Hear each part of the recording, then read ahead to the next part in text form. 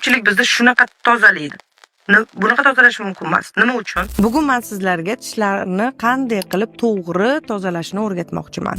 Buning uchun bizga shotka kerak bo'ladi va shotkangiz albatta yumshoq bo'lsa bu yaxshiroq, chunki sizni milkingizni sog'lom ushlaydi. Tish shotkasi qattiq bo'lsa milkka ham zarar yetkazadi. Buning uchun qanday qilamiz? Tishdan emas yoki bunaqa holatda emas, bu noto'g'ri. Ko'pchilik bizda shunaqa tozalaydi.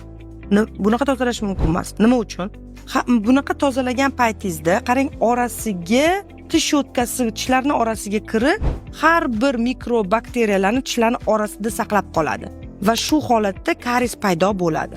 Buning uchun biz milkdan boshlab pastga, ya'ni tishga qaratib yuvamiz, tozalaymiz. Shunaqa. Ichki tomonini ham xuddi shu yo'nalishda tozalaymiz. Milkdan tishga qaratamiz va oldi qismini ham xuddi shunaqa qilamiz. Va orqa tishni ham.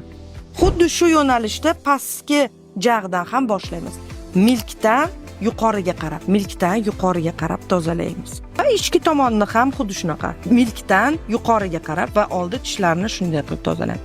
Albatta yuqori tishlarni ham tepasini ham shunaqa qilishimiz shart. Oxirida tilingizni ham yuvishingiz shart.